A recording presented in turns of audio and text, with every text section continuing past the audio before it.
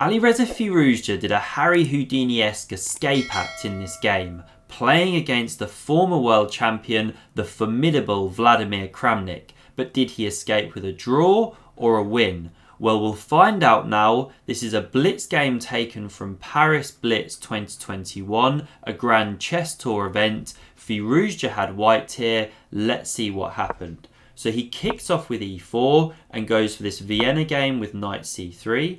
We had knight f6 now. Both players developed their bishops. Pawn d3, pawn d6 from Vlad, and now Firouzja takes a timeout with h3 to stop the knight g4 jumps. Knight c6 now came. Pawn a3 gives the bishop some room. Vlad did the same. We had the knight now coming to e2 here, and so Firouzja's leaving way for this f pawn to move down the board later on potentially.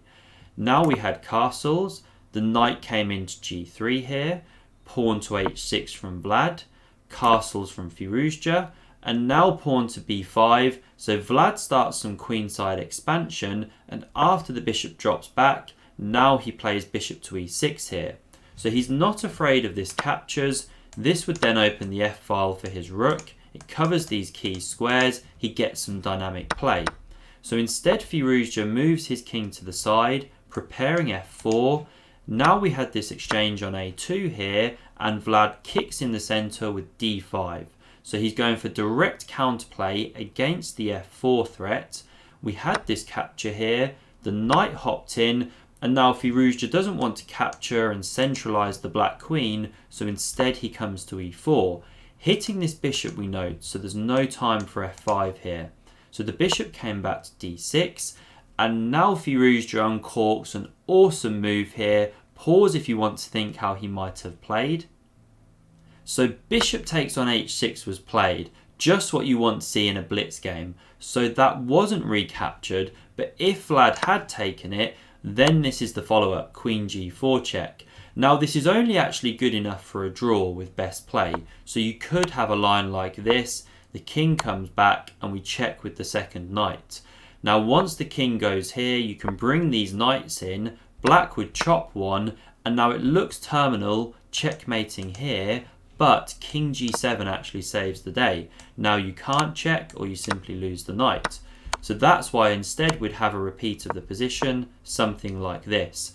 But okay, Vlad didn't go in for this. He either wanted more than a draw, or he got a bit spooked by the idea that that would actually be checkmating him. So instead he went pawn f5, kicking this knight. And now there's some really awesome play that could follow with bishop takes on g7 here, crashing through to the king, because after captures, this is the follow-up. Rook takes, queen g4 check, and you're winning that piece back, plus you still have an attack going. But it's really not easy to see this, and also then assess if you're better or not, to be honest. So we didn't have this move. Firouzja dropped back to g5, looks more sensible. The queen nudged up, and best here was now simply taking on d6. After the queen recaptures, dropping the rook back into the game. But instead Firouzja goes for this very tactical line with pawn to c4. So his idea is that if you take here, he takes here, and now he's also hitting this piece. White has a good advantage. But Vlad very calmly responds with knight f4. And the problem now is that when your knight moves away, taking on d6, queen recaptures, actually this c4 move is quite a weakness now. We can see this pawn is already dropping. Now b4 was played by Firouzja. He can't defend that one, so he leaves it. He opens the rook like this, and Vlad could have actually simply jumped in and taken this pawn here. But instead he prefers to play for the pressure, so he jumps the knight in, actually leaving that pawn, leaving the hole on d4, trying to squash Firouzja positionally. Now we had king g1 played by Firouzja, so he comes off this diagonal with the queen, and here Vlad could have considered dropping back the knight, opening the d-file again, hitting this bishop. Instead he goes queen g6. This is blitz play, of course. Firouzja captures the knight, the pawn recaptures, and now he finds this excellent move, queen h5, instead of passively retreating that knight. And there were lots of threats against the king coming, of course. And this pretty much forces the exchange of queens. So the knight recaptured now. The pawn kicked on to f3. You don't want to be capturing that, ruining your pawn structure, opening your king. So instead the knight dropped back into f4, blockading this pawn. And Kramnik could have started pushing his own pawns, g5, if knight d5, then c6, and it would have given him a bit of an initiative, but instead he brings his rook across. Not a bad move at all. He still has tons of pressure here, as we can see. So pawn h4 now came, clamping on g5. And here I would say Kramnik should have played a bit slower. Let's say something like rook to f6, preparing king f7, just slow play the position, ask Firouzja how he wants to unravel his pieces. As it was in the game, he captured on c4, getting rid of this backwards d-pawn. We can see that long term Firouzja also has some danger on the queen side here. He could generate a passed pawn. But in the meantime, he has to put up with Vlad's pressure here, coming through the centre and against the king. So rook e4 was played, hits the knight, pawn g3 defends, and now rook to d8 came to the second open file, but this did give Firouzja a shot for some counterplay now. So first he takes a timeout to move his king. He doesn't want to run into some knight checks here. Now we had king f7 from Vlad, he does similar, and here Firouzja should have played rook to d2, contesting this d-line here and asking black what he wants to do about this pin against the unprotected rook, because the other one could be coming soon, you could be picking up a piece. So best would have been something like dropping the rook back or dropping the knight back. We could have had a line like this, and at least Firouzja's got a pair of rooks off the board. His king is that little bit safer. But he misses to play like this. He goes knight h3. He's looking at g5 here. The knight covers that square, which is critical. And now he shouldn't play what he does, which is knight g1 going after this pawn.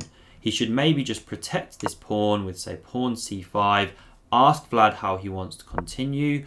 Knight f1 or g1 rather is just too much, because suddenly there's big attacks against the white king. So rook d3 played, holds this pawn. Now Firouzja plays c5, protecting this one, but g5 is an excellent move here. You can't take this pawn, or knight takes here, and there's massive problems down the h-file with one of these rooks coming back around.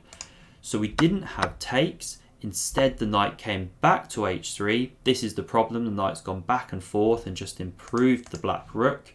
Now we had captures.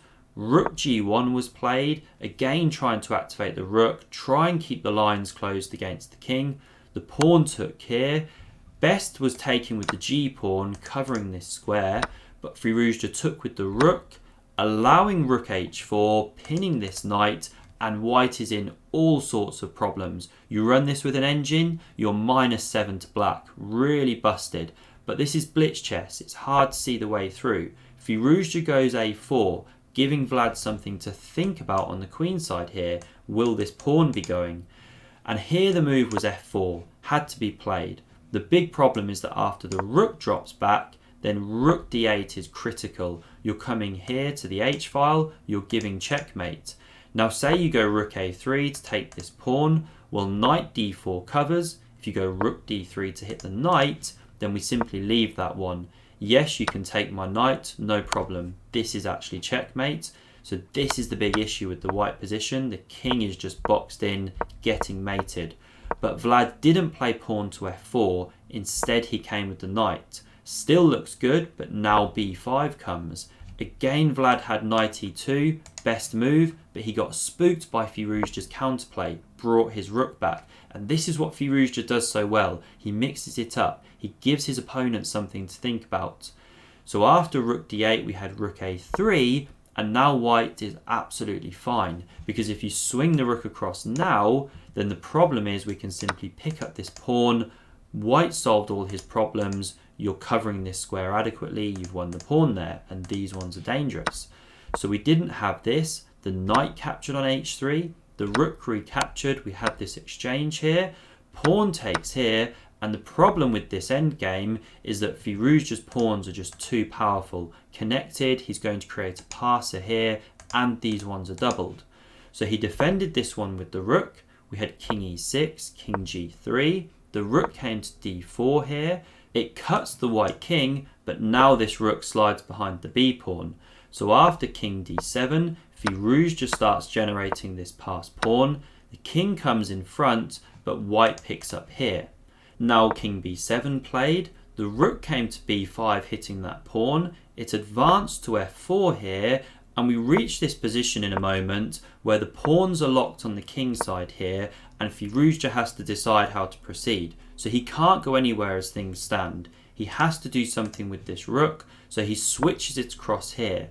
And although he gives the pawn on b6, what we'll see here is that the king is now really far away. It's very hard to stop this f-pawn. Now you can't exchange here. That king and pawn endgame is just won. So the rook goes away. Now this rook came to d4, cutting the black king. It came into c5, rook d2, and Kramnik started checking from behind. But after king f5, he comes to g8 to give the frontal checks. This is his best drawing chance in this position. So the pawn kicked on to f4, Kramnik started checking here, and after the king came up here, again you have to make progress as white. You can't just keep coming back and forth, you'll just keep getting checked. So rook f2 played, coming behind the pawn. Now it does let the king in, but the problem is, as said, the king was too far away. So now king g7 comes. If you go away with the rook, we start pushing the pawn. So the rook came up here, the white king hit it like this, and you can't defend it with king to e6, or we simply check from here and we're picking up your rook. So after this move of king to g6, the rook had to go away, and now the pawn kicks on. We had rook g8 check, king h7, the rook went away, and pawn to f6 came, and this pawn's now unstoppable. After king to e6, pawn f7 was played, and Kramnik resigned here. He can't stop that pawn from going through. If you want to see the other game played between Firouzja and Kramnik in this Paris Blitz event, then click here. Thanks for watching, see you soon.